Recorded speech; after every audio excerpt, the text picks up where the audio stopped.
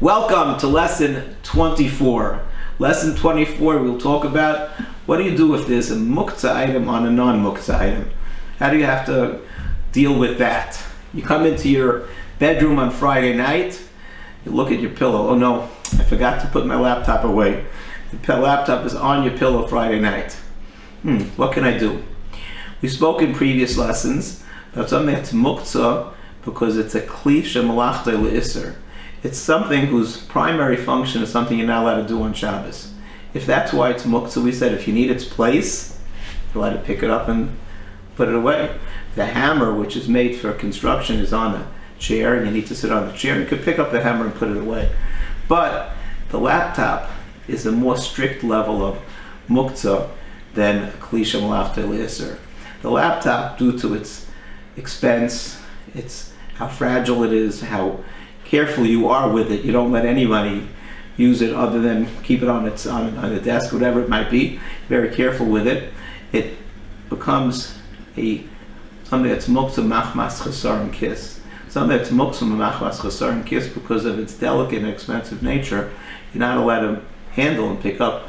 You need its place.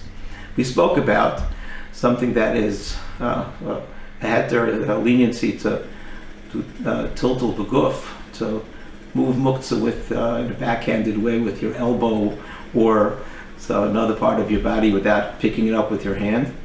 But you're not going to do that with your laptop. You're not going to knock the laptop off your pillow onto the floor. You might crack this, you never do that. So what could you do? There is another leniency called tiltul min hatzad, indirect carrying of something. Now, tiltul min hatzad is not something that we are so quick to allow, but where you don't have the other options, tiltul beguf is not possible because you might break it, and there's nothing else that you could do. So if you need the place where the muktzah is, then tiltul min hatzad is going to be a remedy for you. So as an illustration, just as someone you left your laptop on the pillow, well, someone left their expensive cell phone on the Shabbos table, on the plate. Not knocking this off onto the floor, you're going to crack the screen or whatever it might be, it would get ruined. It's not a kli shemalachta le'isser that you're allowed to pick up. It's worse than just something that's primary function is prohibited on Shabbos. This is something that's very expensive and you're very careful with it. You don't let the kids play with it and things like that. So you can't pick it up. What can you do? Tiltul min hatzad.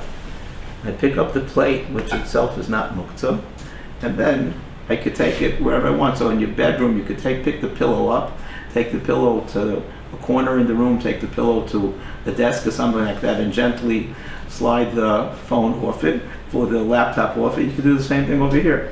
Take the plate wherever you want to deposit the phone, gently slide it off, have it move the phone, you have your plate that you could use. There's another consideration that you have to think about when you have a muktzah item on top of a non-muktzah item. That is, does the non-muktzah item become a basis l'davar aser? Basis l'davar aser means when a non-muktzah item is the base for something that's muktzah, it adopts the stringency of muktzah as the muktzah item itself.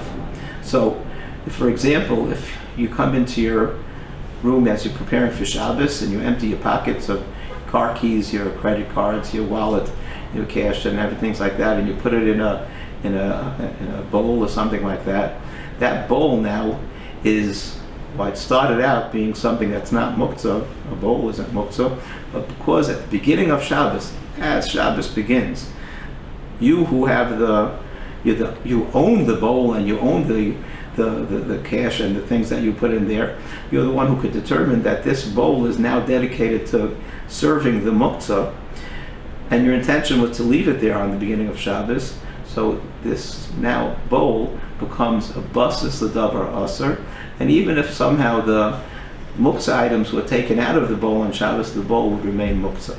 So this is something that's very practical every Shabbos on the Shabbos table. Light candles Friday night. People ask, am I allowed to take the candlesticks off the table Shabbos day? Can I take the candlestick tray off the table Shabbos day. I like to have more room on the table to put food out. I have more guests coming, I need more room. So let's think about this for a minute. What category of muktzah do we look at the candlesticks? So the candlesticks themselves are klisha malachta lisser. The function of the candlesticks is just to light candles, which is something that's prohibited on Shabbos. If it's a klisha malachta lisser, I should be allowed to pick up the candlesticks Shabbos day after the candles have been burnt out, take them off the table, pick up the tray, take it off the table, and use its place. Klisha malachta lisser is mutter l'tzarech mekayme when you need its place. However, that's not true, because while the candlesticks are klisha malachta lisser, the candles that you light at the beginning of Shabbos are a stricter level of muktzah. The muktzah machmas isser. The muktzah, because handling that might cause you to do something that's prohibited, might extinguish the flame. Muktzah machmas isser. Something that's muktzah because you might do an isser by handling it, by being metaltal it, is a stricter level of muktzah. So now this is what happens. The candles, as you light them at the beginning of Shabbos, are muktzah machmas isser. The candlesticks are the base to the candles. The tray is the base to the candlesticks, which is the base to the tray. The tablecloth, the table, are base to the tray, to the candlesticks, to the candles. They all should become muktzah, a strict level of muktzah. And not only can't you take the tray off the table, you shouldn't even be allowed to move the table. So, no, you would be allowed to eat at the table because you're allowed to sit and touch muktzah, that's not a problem. But if, let's say, you want to move the table, you want to move it further away from the wall or something like that, make more room in it, you wouldn't be allowed to do that. Because of that, the custom is that before a person lights candles Friday night, they should make sure that the challahs are on the table. And it doesn't have to be just the challahs on the table. It could be flowers on the table. You could set the table. As long as there are things that are not muktzah on the table also. There are things that are not muktzah that are of Shabbos need. They're part of the things that you use on Shabbos. Now you could look at the table not as just as a base for the muktzah, but it's a basis for muktzah and non-muktzah. A basis l'davar ha'aser, l'davar ha'muktzah, ha'mutter. It's a base for something that's prohibited and something that's permissible. Muktzah and non-muktzah. When something is the base for both things, that is dual purposes, it's supporting muktzah and non-muktzah, then it doesn't adopt the stringency of the muktzah, and therefore, then the table is not muktzah. So, you could move the table on Shabbos. The table isn't the basis, the davar ha'aser. But the candlesticks, just because there are challahs on the table, that doesn't change the status of the tray and the candlesticks. They're still a basis. So you still wouldn't be allowed to take your candlesticks off the table on Shabbos day. Is there any remedy to that? Some people feel that there's a legitimate remedy. Let's say you take something that is a Shabbos need. Here I have a nice Lennox candy dish, and at the end of the meal, he's putting out some after dinner mints. So if at the beginning of Shabbos, when the candlesticks are lit, right at when you light them, before they are lit, as you light them, there's something on the tray which is permissible. It's a Shabbos need. This looks nice. I don't think it looks so strange to have this on the tray. The tray now is serving the function not only of the candlesticks, but also of the candy dish. This belongs on the Shabbos table together with the flowers and the setting, the table settings, and the challah. This was one of my Shabbos needs. So you could look at the tray now as not only a basis for the candlesticks and the candles, but it's a base also for the candy dish. If that would be so, let's examine what could you do. So Shabbos day, the candles already had burnt out.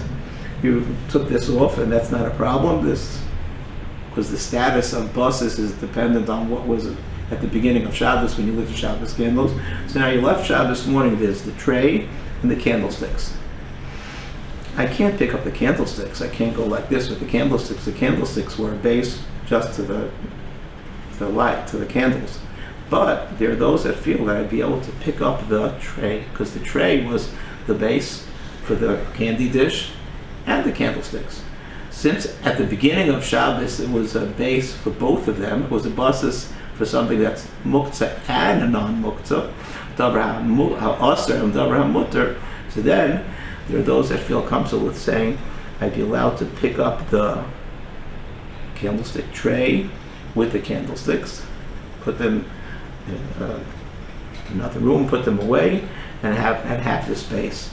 Should you do this? Ask your rabbi if he feels comfortable with this, with putting something that is a Shabbos need on the candlestick tray.